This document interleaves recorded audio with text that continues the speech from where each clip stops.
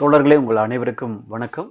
மொழிவனம் வலையொலி தளம் வாயிலாக உங்களை சந்திப்பதில் நான் பெரும் மகிழ்ச்சி அடைகின்றேன். இன்றைக்கு நாம உரையாட இருக்கிறது என்ன அப்படின்னா, அண்மையில் ஆசிரியர் தேர்வு வாரியம் வந்து முதுகலை தமிழ் பாடத்திட்ட தேர்வு குறித்த ஒரு புதிய பாடத்திட்டத்தை அவங்க நமக்கு கொடுத்துருந்தாங்க. அந்த பாடத்திட்டம் குறித்து இன்னைக்கு நம்ம உரையாட போகிறோம். அந்த பாடத்திட்டத்தில் என்னென்ன பாடங்கள் வச்சிருக்கிறாங்க, எந்தெந்த நூல்களை வாசிச்சா நிச்சயமாக அந்த தேர்வில் நம்ம வெற்றி பெற முடியும் அப்படிங்கிற ஒரு சிறு அறிமுகம் தான் இந்த உரையாடல். அதோட தொடர்ச்சியாக வாய்ப்பு கிடைக்கிற போது ஒவ்வொரு அலகுகளாக நாம் மொழிவனம் வலையொலி தளம் வாயிலாக நம்ம உரையாடுவோம். நிறைய பேர் தேர்வுக்காக தங்களை தயார்படுத்திட்டு இருக்காங்க. ஏற்கனவே இருந்த பாடத்திட்டத்திலிருந்து கூடுதலாக சில விஷயங்களை இந்த பாடத்திட்டத்தில் கூடுதலாக சேர்த்திருக்கிறாங்க. நிச்சயமாக நம்பிக்கையோடு இருப்போம். இன்னும் ஒரு சில மாதங்கள்ல இந்த தேர்வு தொடங்கும். நீண்ட காலமாக ஒரு பெரிய தயாரிப்போட அரசு பள்ளியில பிஜிடிஆர்பியில் வெற்றி பெற்று வேலைக்கு போறதுல ரொம்ப ஆர்வமா நிறைய பேர் இருப்பாங்க. நம்பிக்கையோடு வாசிப்போம் என்ற அடிப்படையில் முதல்ல இந்த பிஜிடிஆர்பி தமிழ்ல எத்தனை அலகுகள் இருக்கின்றன அப்படிங்கிறத நம்ம முதல்ல பார்க்கலாம். இதுல மொத்தம் 10 அலகுகள் கொடுத்துருக்குறாங்க. அலகு 1ல மொழி வரலாறு, அலகு 2ல சங்க இலக்கியமும் சங்க மருவிய கால இலக்கியமும், அலகு 3ல காப்பியங்கள், அலகு 4ல பக்தி இலக்கியம், பக்தி இலக்கியத்தோட சேர்ந்து சித்தர் பாடல்களும் கூடுதலாக சேர்த்திருக்கிறாங்க. சித்தர் பாடல்கள் அப்புறம் பிற்காலத்துல இருந்தக்கூடிய மிக முக்கியமான பிற்கால பக்தி இலக்கிய மரபுல இருக்கக்கூடிய அருளாளர்கள். அப்புறம் அலகு 5ல பாத்தீங்கன்னா சிற்றிலக்கியம், அந்த 96 வகை சிற்றிலக்கியங்கள், அதை பற்றியான அறிமுகம். அலகு 6ல என்ன அப்படின்னா இக்கால இலக்கியம் பத்தி பேசியிருக்கிறாங்க. இக்கால இலக்கியத்துல கவிதை, அப்புறம் சிறுகதை, புதினம், நாடகம், அப்புறம் என்னன்னா விருதுகள், என்னென்ன படைப்புகளுக்கு தமிழக அரசு விருது, சாகித்ய அகாடமி விருது, அதுக்கப்புறம் அப்படின்னா ஞானபீட விருது அப்படிங்கிற விருது பெற்ற அந்த படைப்பாளர்கள் யாரு, அவங்களுடைய பேர். அலகு 7ல இலக்கணம். இலக்கணத்துல எப்பயும் போல 5 இலக்கணம், அதை பத்தி நம்ம விரிவா பின்னாடி ஒவ்வொரு பகுதியா பார்க்கலாம். அலகு 8ல என்ன அப்படின்னா திறனாய்வுடைய வகைகள், அதனுடைய அணுகுமுறைகள் அப்படிங்கிற விஷயத்துல. அலகு 9ல பாத்தீங்கன்னா நாட்டுப்புறவியல். அலகு 10ல என்ன அப்படின்னா தமிழ் மட்டும் இல்லாம தமிழோடு தொடர்புடைய பிற துறைகள் சார்ந்த அந்த பாடங்களை அவங்க கொடுத்துருக்காங்க.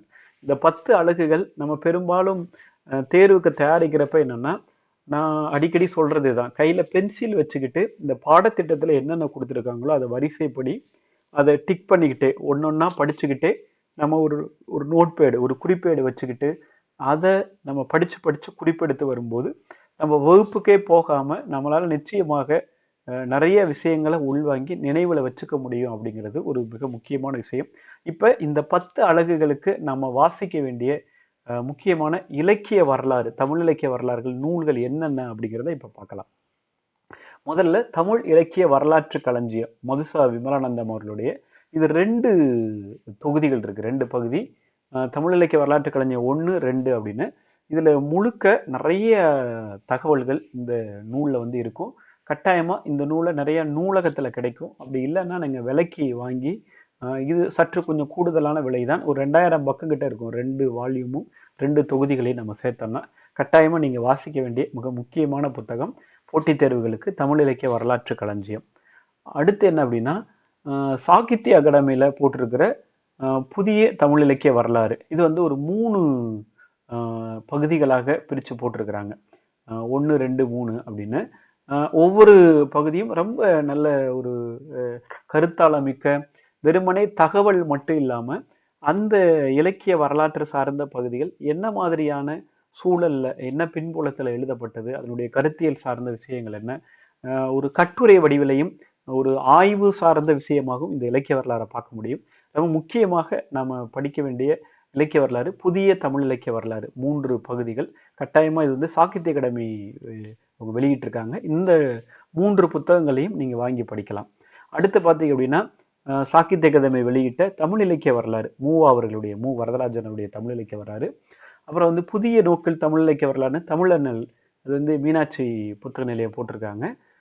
இது என்னன்னா வகைமை நோக்கில் தமிழ் இலக்கிய வரலாறு, மதுசா விமலானந்தம் அந்த இலக்கிய வரலாறுடைய தொடர்ச்சியாக அது ஒரு ஒரு குறுகிய ஒரு சுருக்கிய பகுதியாக இந்த பாக்கியமேரி அவர்கள் எழுதிய இந்த இலக்கிய வரலாறை நம்ம எடுத்து படிக்கலாம்.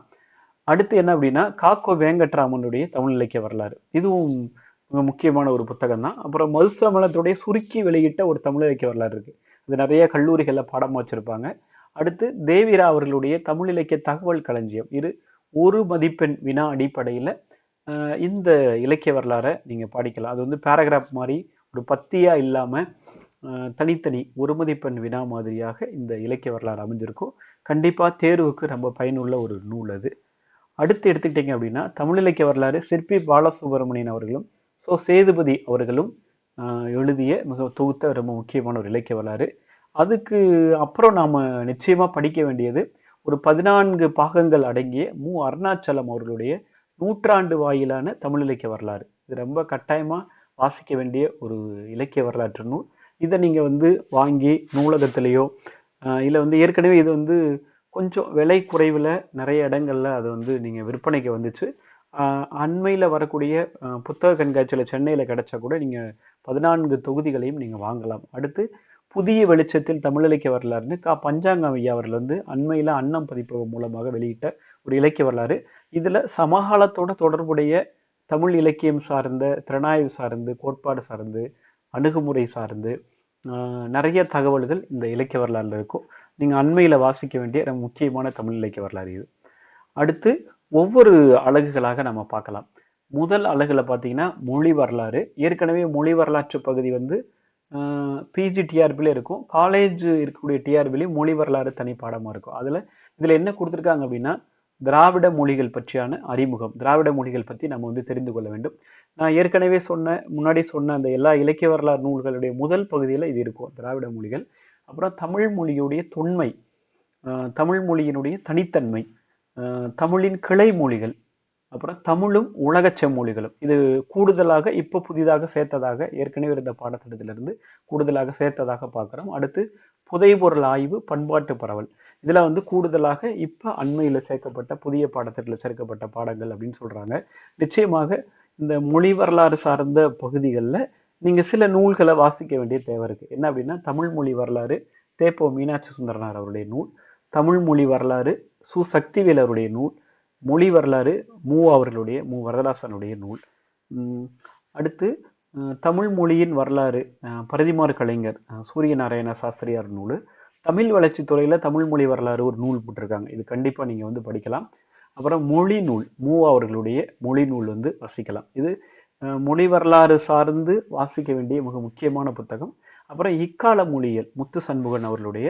அடுத்து பரமசிவம் அவர்களுடைய அண்மையில் இது நிறைய கல்லூரிகளில் பாடமாக வைக்கிறாங்க, இக்கால மொழியியல் அறிமுகம் அப்படின்னு. இதெல்லாம் என்ன அப்படின்னா மொழியியல் சார்ந்து வாசிக்க வேண்டிய மிக முக்கியமான புத்தகங்கள். இந்த புத்தகங்கள்லாம் நீங்கள் இலக்கிய வரலாறு பகுதி போக தனியாக இந்த மாதிரி மொழி வரலாற்று பற்றி தெரிந்து கொள்வதற்கு இந்த நூல்களை வாங்கி வச்சுக்கிட்டு நம்ம வீட்டிலே உட்காந்து குறிப்பெடுத்து படிக்கலாம், நூலகத்துக்கும் செல்லலாம். ஏன்னா நமக்கு வந்து இன்னைக்கு வேலைவாய்ப்பு அப்படிங்கிறது முக்கியமான விஷயம். இந்த பாடத்திட்டத்தை வச்சுக்கிட்டு கையில் பென்சில் வச்சுட்டு இந்த அழுகலில் இன்னைக்கு நான் திராவிட மொழிகள் படிச்சுட்டேன், இன்னைக்கு வந்து தமிழ் மொழியுடைய தொன்மை படிச்சுட்டேன், அதனுடைய வளர்ச்சியை படிச்சுட்டேன் அப்படின்னு நீங்கள் அடுத்தடுத்து இதை வாசிச்சுட்டே குறிப்பிடுத்துட்டே போகலாம். அடுத்து பார்த்தீங்கன்னா திராவிட மொழிகளின் ஒப்பாய்வு ஒரு அறிமுகம், ஜான் சாமுவேல் அவருடைய புத்தகம். தமிழும் உலக செம்மொழிகளும் அருணாச்சலம் ஜெயக்குமார் அவர்கள். சில பல்கலைக்கழகங்களில் இது வந்து பல்கலைக்கழக பாடத்திட்டத்தில் இந்த நூல் இருக்குது. ஏன்னா நமக்கு தமிழும் உலக செம்மொழிகள்னு ஒரு புத்தகம் வந்து இருக்குது. அதே மாதிரி மணவை முஸ்தபா அவர்களுடைய செம்மொழி உள்ளும் புறமும்னு ஒரு புத்தகம் இருக்குது, சின்ன புத்தகம். அதை கூட நீங்கள் எடுத்து வந்து வாசிக்கலாம் இதனுடைய தொடர்பாக. அடுத்து திராவிட மொழிகள் அகத்திலிங்கம் ஐயா அவர்களுடைய நூல். அப்புறம் நீங்கள் கூடுதலாக திராவிட மொழிகளின் ஒப்பிலக்கணம் இதெல்லாம் வந்து கொஞ்சம் கூடுதலாக ஒரு நம்ம ரெஃபரன்ஸ்க்காக சில விஷயங்களை எடுத்து படிக்கிறப்ப கூடுதல் தகவல் வந்து நம்ம தெரிஞ்சுக்கலாம். இது வந்து மொழி வரலாறு, திராவிட மொழிகள், தமிழும் செம்மொழிகளும் தொடர்பாக வாசிக்க வேண்டிய முக்கியமான புத்தகங்கள். அப்புறம் நம்ம அதில் வந்து பண்பாட்டு பரவல், அப்புறம் வந்து புதை சார்ந்த அந்த விஷயம், புதை கண்டுபிடிப்புகள் சார்ந்து, ஆய்வுகள் சார்ந்து வாசிக்க வேண்டிய புத்தகம் சங்க இலக்கியம் என்னும் சிந்து வழி தரவுகள். ஜான் மார்சல் அவருடைய நூற்றாண்டை வந்து இந்த ஆண்டு கொண்டாடிட்டு இருக்கிறோம். அதனோட தொடர்ச்சியாக இந்த சிந்துவெளி அகழாய்வு பற்றி பாலகிருஷ்ணனுடைய நேர்காணலோட தொடங்கப்பட்ட ஒரு முக்கியமான புத்தகம். அப்புறம் ராஜன் அவருடைய தொல்லியல் நோக்கில் சங்ககாலம், முக்கியமாக வாசிக்க வேண்டிய புத்தகம். தொல்லியல் நோக்கில் சங்ககால சமூகம், சசிகலா அவர்களுடைய புத்தகம். அப்புறம் வந்து தமிழக தொல்லியல் ஆய்வுகள் கீழடி வரை அப்படின்னு இளங்கோ அவர்கள் வந்து இந்த நூலை வெளியிட்டிருக்கிறாரு. கரப்பா முகஞ்சதரத்துல இப்ப வந்த கீழடி வரைக்கும் தகவல்களை நீங்க வந்து தெரிஞ்சுக்கலாம். இது ஆதிச்சநல்லூர் முதல் கீழடி வரை அப்படின்னு நிவேதா லூயிஸ் அவர்களுடைய இந்த புத்தகம். இதுல என்னன்னா, நீங்க அந்த பண்பாட்டு பரவலோட சேர்ந்து இந்த தொல்லியல் சார்ந்த அகழாய்வுகள், புதைபொருள் கண்டுபிடிப்பு, புதைபொருள் ஆய்வுகள் சார்ந்து தெரிந்து கொள்ள வேண்டிய, வாசிக்க வேண்டிய முக்கியமான புத்தகங்கள். அடுத்து அழகு 2க்கு போயிடுவோம். சங்க இலக்கியமும் சங்க மருவிய கால இலக்கியமும். இதுல எப்பயும் போல 8 தொகை 10 பாட்டு, அது வந்து 11 மேல் கணக்குன்னு சொல்லப்படக்கூடிய 8 தொகை 10 பாட்டு, அந்த நூல்களை பற்றி அறிமுகம். அப்புறம் 11 கீழ்கணக்கு நூல்கள், அறநூல்கள், அதுலேயும் அகன்புறம் சார்ந்த நூல்கள், திருக்குறள் இருக்கக்கூடிய அந்த பகுதி, நாலடியார். அப்புறம் இவற்றுடைய காலம், இந்த 11 மேல் கணக்கு கீழ்கணக்கு இந்த நூல்களுடைய காலம் என்ன, எப்ப தொகுப்பு முறை, யாரெல்லாம் தொகுத்தாங்க, அப்புறம் இதனுடைய பாடுபொருள், என்னென்ன பாடுபொருள்கள் இருக்கு, இதுல அகநூல்கள் என்ன, புறநூல்கள் என்ன, அகப்புற நூல்கள் என்ன, அப்புறம் வந்து அறநூல்களுடைய சிறப்புகள் என்ன அப்படிங்கிற தகவல் தான் இது. பெரும்பாலும் இயல்பா இருக்கக்கூடிய நம்ம ஏற்கனவே அறிமுகப்படுத்திய தமிழ் இலக்கிய வரலாறு நூல்கள்லயே இதெல்லாம் நம்ம தெரிஞ்சுக்கலாம். நீங்க தனியா படிக்கிறது, ஆய்வு சார்ந்து படிக்கிறது வேற. அதனால என்னன்னா, இப்ப இலக்கிய வரலாற்று பகுதியோட இது கொஞ்சம் எளிமையா இருக்கக்கூடிய செய்திகள், விஷயங்கள் அப்படிங்கிறதுனால அந்த இலக்கிய வரலாறுல இருந்தே இந்த அழகு 2 பகுதிகளுக்கான தகவல்களை நாம வந்து படிச்சு நம்ம குறிப்பெடுத்துக்கலாம். அடுத்து என்ன அப்படின்னா, காப்பியங்கள். காப்பியங்கள்ல 50 காப்பியங்கள், 5 காப்பியங்கள், அப்புறம் புராணங்கள், இந்த காப்பியங்களோட சேர்ந்திருக்கக்கூடிய புராணங்கள், அப்புறம் பிற்காலத்துல எழுந்த காப்பியங்கள், அப்புறம் கம்பராமாயணம், பெரிய புராணம், நளவெண்பா, தேம்பாவணி, ரட்சணி யாத்திரிகம், சீரா புராணம், இயேசு காவியம். இதுல பாத்தீங்கன்னா சமயம் சார்ந்த சமணம், பௌத்தம், அப்புறம் வந்து இஸ்லாம், கிறித்தவம், சைவ, வைணவம், 6 சமயங்களுடைய காப்பியங்கள்.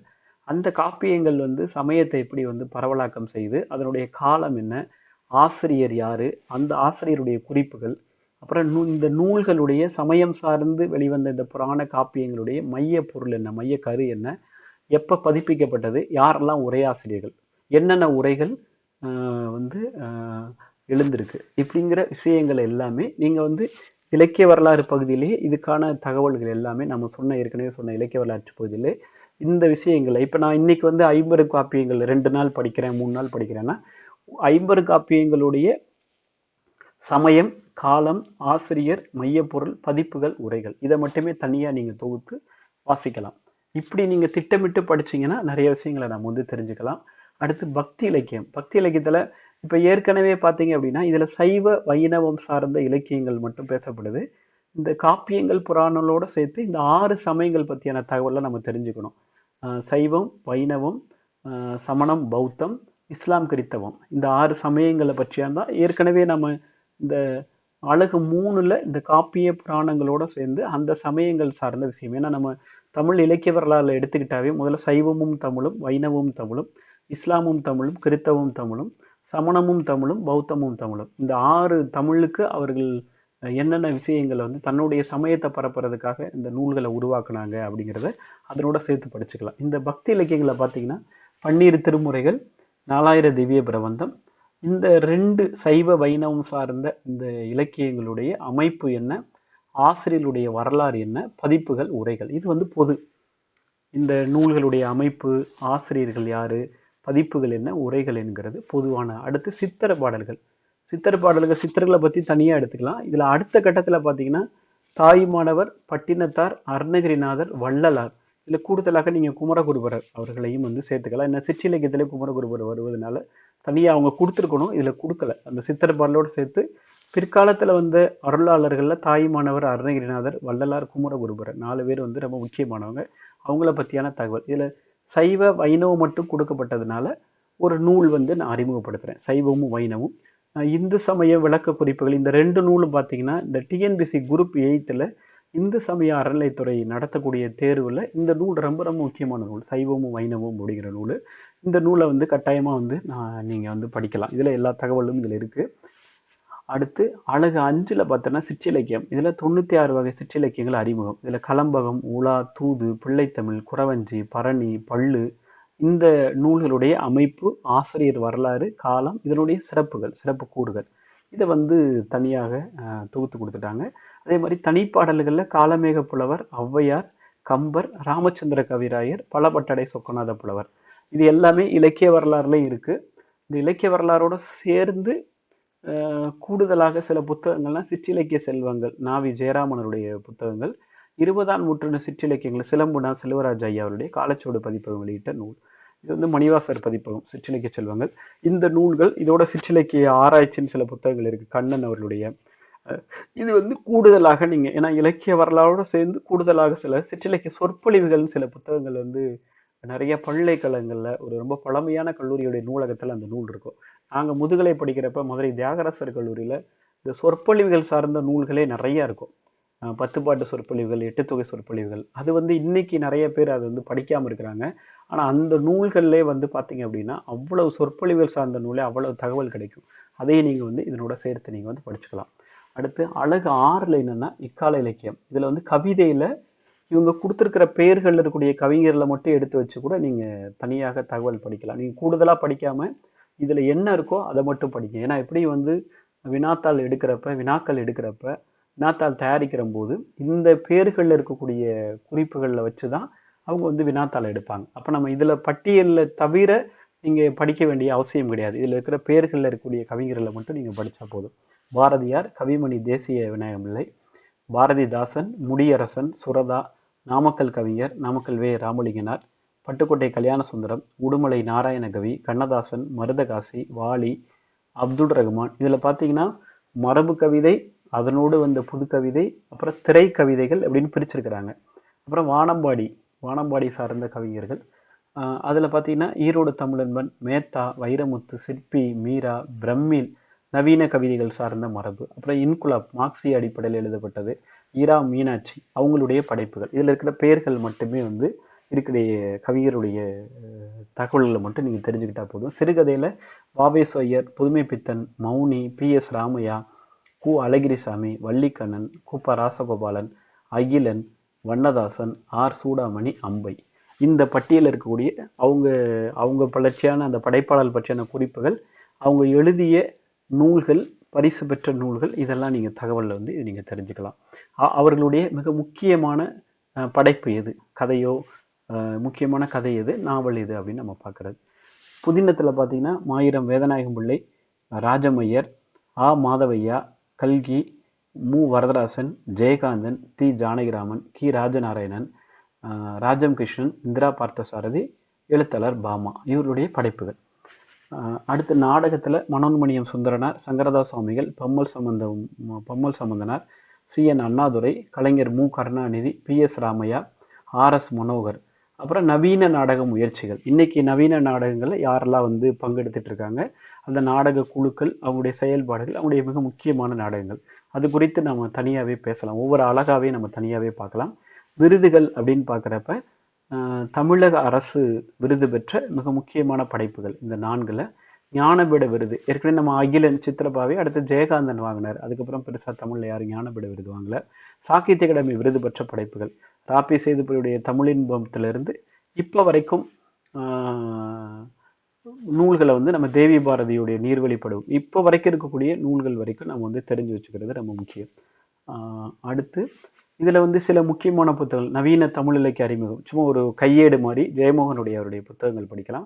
அடுத்து தனித்தனியா படிக்கலாம். அதாவது தமிழ் நாவல்களின் தோற்றம் வளர்ச்சியும் கீவாஜா, தமிழ் நாடகத்தின் தோற்றம் வளர்ச்சியும் ஆறு அழகப்பன், தமிழில் சிறுகதையின் தோற்றம் வளர்ச்சியும் கார்த்திகை சிவத்தம்பி, புதுக்கவியின் தோற்றம் வளர்ச்சியும் வள்ளிக்கண்ணன், தமிழ் உரைநடையின் வரலாறு இந்த புத்தகம் படிக்கலாம். தமிழ் நாவல் நூற்றாண்டு வரலாறு வளர்ச்சியும் சிவபாத சுந்தரம். இந்த புத்தகங்கள்லாம் வந்து நீங்க ரெஃபரன்ஸ்க்காக வச்சுக்கலாம் கூடுதலாக. அப்புறம் 7வது பார்த்தீங்கன்னா இலக்கணம். இலக்கணத்துல 5 இலக்கணம், எழுத்து, சொல், பொருள். நீங்க இதுல என்னன்னா எழுத்துல பெரும்பாலும் என்னன்னா நன்னூல் எழுத்து, தொல்காப்பியம் எழுத்து, நன்னூல் சொல், தொல்காப்பியம் சொல், அகப்பொருள், புறப்பொருள். அதுல வந்து பொருள்ல 2 இருக்கு, தொல்காப்பிய பொருள், நம்பியக பொருள். யாப்புல வந்து தொல்காப்பியம் செய்யுளியல், யாப்பருங்கள காரியை, அப்புறம் யாப்பரும் களம். அணியில தண்டி அலங்காரம், அங்க தொல்காப்பியத்துல ஓமவியல். அப்புறம் பாட்டியல் நூல்கள், புலமை இலக்கணம், வண்ணச்சரவம் தண்டபாணி சுவாமியுடைய புலமை இலக்கணம் சேர்த்திருக்காங்க. இதில் பெரும்பாலும் தொல்காப்பியம், நன்னூல், யாப்பருங்கலம், யாப்பருங்கல காரிகை, நம்பிய பொருள், புறப்பொருள் என்பாமலை, தண்டி அலங்காரம், இந்த நூல்களில் இருக்கக்கூடிய மிக முக்கியமான தகவல்களை மட்டும் நீங்கள் எடுத்து வந்து படித்தா போதும். அப்போ அதுதான் இலக்கணத்தில் முக்கியமான. இதுக்கு சில புத்தகங்கள், இலக்கிய வரலாறு போக இலக்கண வரலாறு, சோம இளவரசருடைய, தேவிராவுடைய தமிழ் இலக்கணம், இலக்கண 400ன்னு யுவராஜன் ஐயா அவர்லேருந்து இலங்கையிலிருந்து இந்த நூல் கொண்டு வந்திருக்காங்க. எழுத்து சொல் இலக்கணத்துக்கு நீங்கள் ஒரு 400 ஒரு மதிப்பெண் வினா இருக்கும். இந்த புத்தகம் உங்களுக்கு வேணும்னா என்ன நீங்கள் தொடர்பு கொள்ளலாம். நான் வந்து வாங்கி கொடுக்க ஏற்பாடு பண்ணுறேன். ரொம்ப முக்கியமான புத்தகம், ரொம்ப நுணுக்கமாக ஒரு மதிப்பெண் வினா எடுக்கப்பட்ட இலக்கண நூல். அது அண்மையில் வெளிவந்தது. இது ஏற்கனவே நான் மொழிவனம் வலையொலி தளத்தில் இந்த இலக்கண 400ங்கிற ஒரு மதிப்பெண் வினாவிடை நூல் பற்றி அறிமுகப்படுத்தியிருக்கிறேன். அப்புறம் நற்றமிழ் இலக்கணம் சோ பரமசிவம். இந்த 5 இலக்கணங்களை பற்றி நிறைய தகவல்கள் இதில் வந்து கிடைக்கும். கண்டிப்பாக நீங்கள் வந்து பார்க்கலாம். அடுத்து என்னென்னா திறனாய்வு. திறனாய்வில் முதல்ல திறனாய்வுனா என்ன, அதனுடைய விளக்கம், வரையறை, திறனாய்வுடைய பயன்கள், அதனுடைய புதிய போக்குகள், வகைகள், பகுப்பு முறை திறனாய்வு, விளக்க முறை திறனாய்வு, மதிப்பீட்டு முறை திறனாய்வு, ஒப்பீட்டு முறை திறனாய்வு, பாராட்டு முறை திறனாய்வு. ரொம்ப எளிமையான பகுதி தான் கொடுத்துருக்காங்க. அப்படின்னா பகுப்பு முறைனா என்ன, அந்த திறனாய்வு வந்து எந்த விதத்தில் தமிழ் படைப்புகளோட பொருத்தி வருது அப்படிங்கிறத பார்க்குறது. அணுகுமுறைகளில் அறவியல், சமூகவியல், வரலாற்றியல், உளவியல், மானிடவியல் வந்து புதுசாக சேர்த்துருக்குறாங்க. தலித்தியம், பெண்ணியம், அமைப்பியல். இது வந்து திறனாய்வு வகைகள், அணுகுமுறைகள் அப்படிங்கிற அடிப்படையில் இதுக்கு நீங்கள் ஒரு 3 நூல்கள் வந்து நீங்கள் வாசித்தா பெரும்பாலும் போதுன்னு நினைக்கிறேன். இலக்கியமும் திறனாய்வு கோட்பாடுகளும், முனைவர் க. பஞ்சாங்கம் ஐயா அவர்கள். அந்த அழகில் இருக்கிற எல்லாமே இதில் இருக்கும். திறனாய்வு கலையில் கொள்கைகளும் அணுகுமுறைகளும் தீசு நடராசன் ஐயாவுடைய நூல். அப்புறம் மானுடவியல் பற்றி பண்பாட்டு மானுடவியல், நிறைய பக்தவச்சல பாரதியார் ஐயாவுடைய நிறைய நூல்களை வந்து நீங்கள் வாசிக்கலாம் இந்த மானுடவியல் தொடர்பாக. இந்த 3 நூல்களை வாசிச்சிங்கன்னா அந்த பாடத்திட்டத்தோட அழகுகளோட பொருந்தி வந்து நீங்கள் நிறைய விஷயம் தெரிஞ்சுக்கலாம். அடுத்து நாட்டுப்புறவியல். இதில் நாட்டுப்புறவியலில் நாட்டுப்புற பாடல்கள், கதைகள், கதை பாடல்கள், பழமொழிகள், விடுகதைகள், விளையாட்டுகள், சடங்குகள், நம்பிக்கைகள், திருவிழாக்கள், வழிபாட்டு முறைகள். இப்போ நாட்டுப்புறவியல் ரொம்ப ரொம்ப முக்கியமான ஒரு பகுதி. இதுக்கு தனியாக வந்து துறையே இருக்குது. மதுரை காமராசர் பல்கலைக்கழகம் நாட்டுப்புறவியல் துறை டி. தர்மராஜன் ஐயா அவர்களுடைய தலைமையில் இயங்குகிற, அப்புறம் வந்து பாளையங்கோட்டை சென்ட் சேவியர் கல்லூரியில் நாட்டார் வழக்காற்றியல் ஆய்வு மையம். இவங்க வந்து தொடர்ச்சியாக நிறைய இந்த மாதிரியான நூல்களையும் வேலைகளையும் தொடர்ச்சி செஞ்சுட்டு இருக்காங்க. இது தொடர்பாக நம்ம வாசிக்க வேண்டிய இலக்கிய வரலாறு போக நாட்டார் வழக்காற்றில் சில அடிப்படைகள் தே. லூர்து, நாட்டுப்புறவியல் சு. சண்முக சுந்தரம், நாட்டுப்புறவியல் ஆய்வு சு. சக்திவேல் அவருடைய புத்தகம், நாட்டுப்புறவியல் மு. இளங்கோவன் ஐயா அவருடைய, தமிழக நாட்டுப்புறவியல் திருமதி சர்க்குணவதி, டி. தர்மராஜன் ஐயாவுடைய தமிழ் நாட்டுப்புறவியல். இது எல்லாம் ரொம்ப ரொம்ப முக்கியமான புத்தகங்கள். இப்போ நீ ஏற்கனவே இருக்கிற அந்த அழகில் இருக்கக்கூடிய எல்லா செய்திகளும் இந்த புத்தகத்துக்குள்ளே அடங்கிரும். நீங்கள் நிறைய தகவல் இதுலேருந்து தெரிஞ்சுக்கலாம். அழகு 10ல் என்னென்னா தமிழோட தொடர்புடைய பிற துறைகள். இதில் இதழ்கள், வானொலி, தொலைக்காட்சி, திரைப்படங்கள், இணையம், கணினி தமிழ், இணையத்தமிழ், கணினி தமிழ், அறிவியல் தமிழ், தொல்லியல், இந்த பகுதி வந்து ரொம்ப முக்கியமான பகுதி. இதுக்கு அண்மையில் சில புத்தகங்கள் நிறைய வந்திருக்கு இந்த தகவல் தெரிஞ்சுக்கிறதுக்காக. நீங்கள் இதழியல் கலை மாப்பா குருசாமி ஆரம்ப காலகட்டத்தில் இளங்கலையில் இந்த நூலை பாடமாக வச்சுருப்பாங்க, இப்போவும் வச்சுருக்கிறாங்க. இதழியல் கி. ராசா, சுருக்கமாக சின்ன புத்தகம். இதழியல் டாக்டர் சு. சக்திவேலருடைய புத்தகம். அடுத்து வந்து என்னென்னா மக்கள் தகவல் தொடர்பியல் கி. ராசா ஐயா அவர்களுடைய தகவல் தொடர்பியலுங்கிற ஒரு நூல் கிருஷ்ணசாமி அவர்கள் வெளியிட்டது. இந்த மக்கள் தகவல் தொடர்பியல் நூலுங்கிறது இப்போ நிறைய பல்கலைக்கழகங்களில் படமாக வச்சுருக்காங்க, குமார் அவர்களுடைய நூல்கள். அப்புறம் தமிழ் இதழியல் வரலாறு சம்பந்தன் ஐயா அவருடைய நூல். அப்புறம் வந்து 21ஆம் நூற்றாண்டு மக்கள் தகவல் தொடர்பியல் அப்படின்னு மருதநாயகம் ஐயா அவர்கள் வந்து அண்மையில் ஒரு நூல் கொண்டு வந்திருக்காங்க NCBHல. இது வந்து என்னென்னா தகவல் தொடர்பியல் சார்ந்து வாசிக்க வேண்டிய மிக முக்கியமான புத்தகங்கள். அதனோட சேர்த்து கணினி தமிழும் கன்னித்தமிழும் அப்படின்னு பன்னிருகை வடிவேலன் அவருடைய அந்த ஒரு உலகத்தமிழச்சின் ஒன்று வெளியிட்ட நூல். இணையம் கற்போம், நிறைய இணையதளங்கள் பற்றியான அறிமுகம், அதனுடைய வரலாறு பேசியிருப்பார் இளங்கோவன் ஐயார்கள். சுந்தரமருடைய நூல் வந்து ரொம்ப முக்கியமான நூல், கணினி தமிழ், தமிழ் கம்ப்யூட்டிங் அப்படின்னு. இதை நான் ஏற்கனவே வேலை செஞ்ச கல்லூரியில் பாடமாக வச்சுருந்தேன் இந்த நூல். அவ்வளோ முக்கியமான ஒரு நூல், ரொம்ப அப்டேட்டடாக இருக்கும். நிறைய தகவல் இருக்கும், சமகால வரைக்கும் நிறைய விஷயங்களை வந்து இந்த நூல் வந்து பேசியிருக்கோம். இந்த நூலில் எல்லாத்தையும் நீங்கள் வந்து எடுத்து தெரிஞ்சுக்கலாம் கட்டாயமாக. அடுத்து பார்த்தீங்க அப்படின்னா அறிவியல் தமிழ் அப்படிங்கிற ஒரு பகுதி இருக்குது அந்த அழகு 10ல். வாசை குழந்தைசாமி அவருடைய அறிவியல் தமிழ் தனியாக ஈஸ்வரன் அவர்கள் வந்து ஒரு நூல் போட்டிருக்காங்க சாரதா பதிப்பகத்தில். இதை நீங்கள் வந்து எடுத்து தெரிஞ்சுக்கலாம் கட்டாயமாக. அப்புறம் என்ன அப்படின்னா, தொல்லியல் ஒரு பகுதி கொடுத்துருக்காங்க. அதில் நிறைய நூல்கள் தொல்லியல் சார்ந்து சில நூல்கள் நான் அறிமுகப்படுத்தியிருக்கேன். தொல்லியல் அப்படின்னு நிறைய புத்தகங்கள் இருக்குது. பாடமாக வச்சுருக்காங்க தங்கமணி அவர்கள் நூல்கள். இன்றைக்கி நிறைய பல்கலைக்கழகங்களில் தொல்லியல் பற்றிய தனி பகுதி ஒரு அலைடு பேப்பராக நிறையா வச்சுருக்காங்க. இந்த புத்தகங்கள் வந்து உங்களுக்கு நிறைய பயன்படும். தமிழக தொல்லியல் ஆய்வுகள் ராசு ஐயா அவர்கள் முதல் அலகுல சொல்கிறப்ப சில விஷயங்கள் சொன்னேன். இந்த தொல்லியல் சார்ந்து நிறைய சிந்துவெளி சார்ந்து அந்த நூல்களையும் பயன்படுத்திக்கலாம், இதையும் பயன்படுத்திக்கலாம். கருத்து பற்றையில் தொல்லியல் தமிழர் வரலாற்று தடங்கள் அப்படிங்கிற ஒரு நூல், தொகுப்பு நூல் வந்து ரத்னகுமார் அவர்களும் பெரியசாமி ராஜா அவர்களும் வந்து இந்த நூலை வந்து போட்டிருக்கிறாங்க தொகுப்பு நூலாக.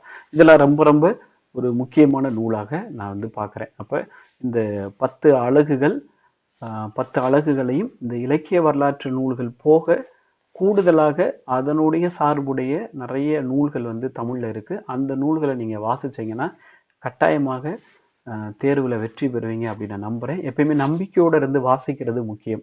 நீங்கள் வந்து பணம் கொடுத்து ஒரு கோச்சிங் கிளாஸில் போய் நான் ஒரு பயிற்சி வகுப்பில் சேர்ந்து படிக்கிறதுங்கிறது ஒரு வகை. அங்கே நிறைய தேர்வு நடத்துவாங்க, நிறைய மெட்டீரியல் நோட்ஸ் கொடுப்பாங்க. இல்லை நான் வந்து இந்த நூல்கள்லாம் என்கிட்டே இருக்குது, நான் சேகரித்து வச்சுக்கிட்டேன், நான் வீட்டிலே உட்காந்து குறிப்பெடுத்து படிக்கிறேன் அப்படின்னா ஒரு முகமாக ஒரு மனதாக நீங்கள் முழுக்க இதில் கவனம் செலுத்தி நிச்சயமாக படிக்கணும்னா கண்டிப்பாக இது பிஜிடிஆர்பி தமிழில் மட்டுமல்ல, group 1, group 2, group 2A, group 4, group 8, அப்புறம் வந்து யூபிஎஸ்சி சார்ந்த தேர்வுகளுக்கும் படிக்கலாம். இதில் வந்து என்னென்னா சில பேர் வந்து எம்ஏ பிஎட் படிச்சிருப்பாங்க, சில பேர் என்னென்னா டாக்டரேட் முடிச்சுட்டு பிஎட் படிச்சிருப்பாங்க. அப்போ பள்ளி சார்ந்த தேர்வுகளுக்கும் பள்ளி பணிக்கு செய்யக்கூடிய தேர்வுகளுக்கும் போகலாம், கல்லூரி ஆசிரியர் பணி சார்ந்த தேர்வுக்கும் போகலாம். அதனால் நீங்கள் வந்து வாசிக்கிறதையும் தொடர்ச்சியாக போட்டித் தேர்வு சார்ந்த மனநிலையில் தொடர்ந்து படிக்கிறதும் இன்றைக்கி சமகாலத்தில் தேவையாக இருக்குது. நம்பிக்கையோடு படிங்க, நிச்சயமாக வெற்றி பெறுவீங்க. அடுத்தடுத்து ஒவ்வொரு அலகுகளாக நாம் வந்து மொழிவன மலையொலி தளத்தில் உரையாடுவோம். பாடம் தொடர்பாக இதே மாதிரி நிறைய வந்து உரையாடுவோம். நன்றி. அடுத்த அலகு சார்ந்த பாடங்களில் உங்களை சந்திக்கிறேன். நன்றி, வணக்கம்.